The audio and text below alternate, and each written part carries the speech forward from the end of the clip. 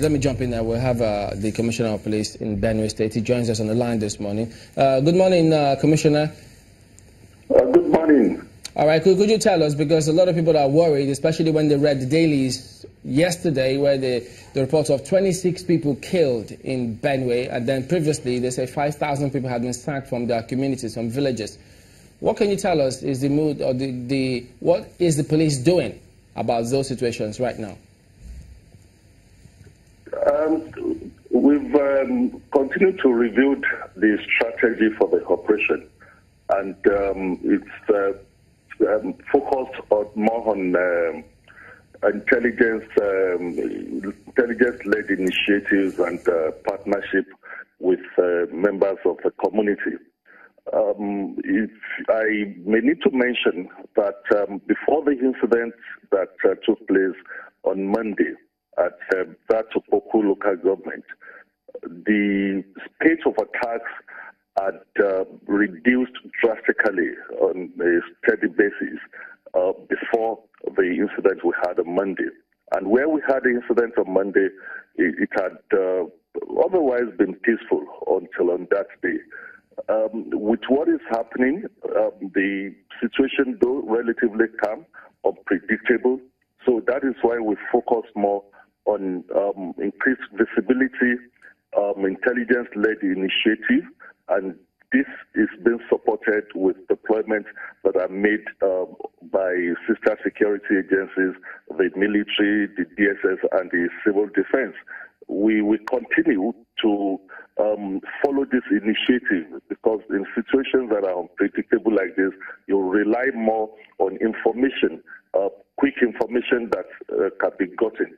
Considering the topography of this place, the terrain, the isolatory nature of the settlement, you could see 5 houses or 10 houses in this place. The next 10 houses will be like about 1 kilometer away, and you're talking of a 1 kilometer or 500 meters that you cannot access under 2-3 hours.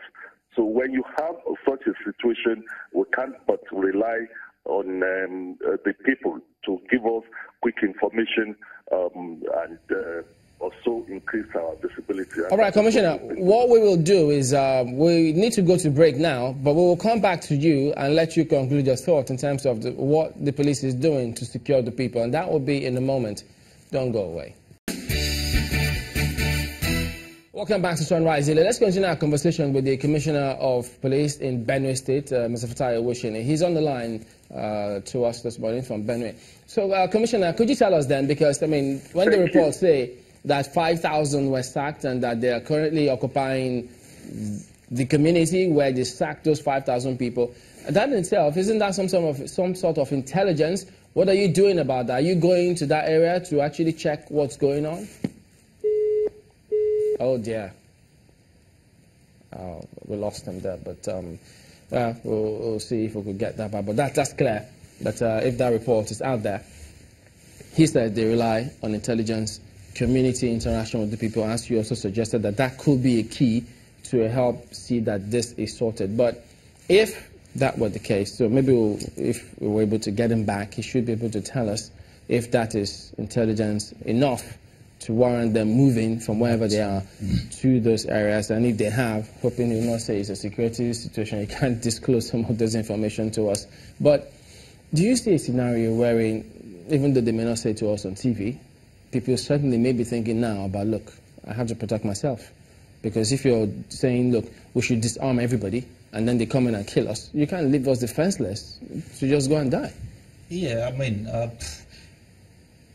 like I said, we are human beings, and people are entitled to think that way, of protecting themselves, of carrying harm. I think we'll have him back now. Let's just get back to him. Commissioner, what we were asking, the reports that is all over the place about the herdsmen sacking 5,000 persons from their villages, are you acting on that to actually go to the villages and see what's happening? You know, like I mentioned, that we've increased visibility in most of these places. But where you have difficult terrain, like you have here, you have large forests that you can liken to what they call ungoverned spaces. This gives room to it hit-and-run attack and some crimes that we can call opportunistic crimes. What we've done is that we've strengthened our partnership with members of the public.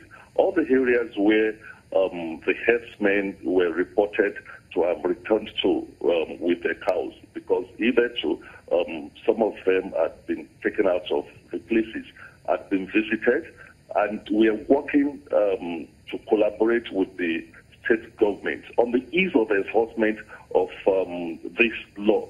You have the law that says, oh, if you see cows, if you see herdsmen, you should remove them. When you get to some of these places, you saw the herdsmen who would immediately flee from that area and leave cows in their hundreds, 500, 600. And the law had said, impound the cows. The police and security agencies are left with a situation. How do you remove 500, 600, 700 cows away from a place without the enablement?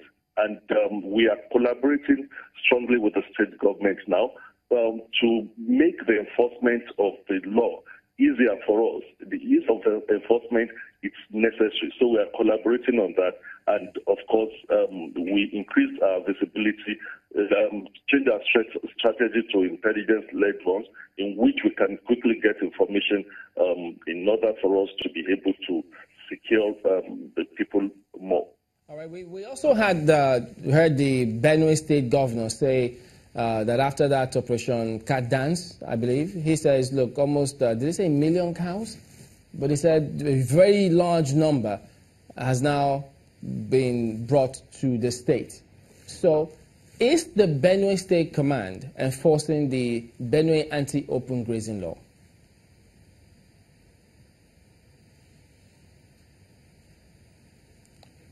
Can you hear me, Commissioner?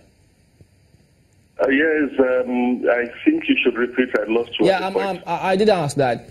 Haven't heard the Benue State Governor complain that even after the Operation Cat Dance, you had a huge number of cattle invading the town. So I'm asking, is the Benue State Command enforcing the Benue anti-open grazing law? Oh, seriously? We've been doing that, even with the challenges we are facing on the heels of enforcement. I can tell you that as of moment, a total number of 115 suspects have been arrested. 68 are undergoing trial in conjunction with the Ministry of Justice.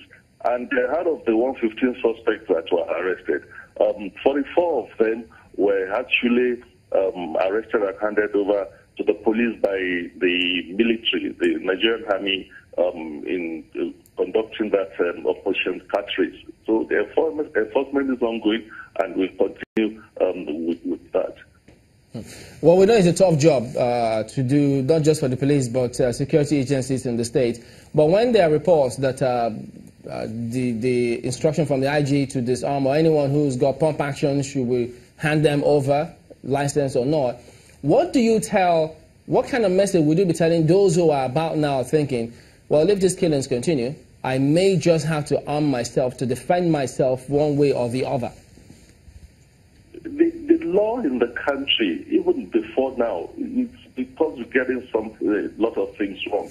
The law in the country does not allow anybody to own pump action gun. Pump action gun belongs to the category of weapon that licenses are not issued. Most of the licenses, people that claim they have licenses for pump action, got these things unlawfully. The pump action is a prohibited firearms, so no one is expected to have it. The Firearms Act predated some of the other new laws, so it is just a way of enforcing the law and ensuring that laws are not flouted.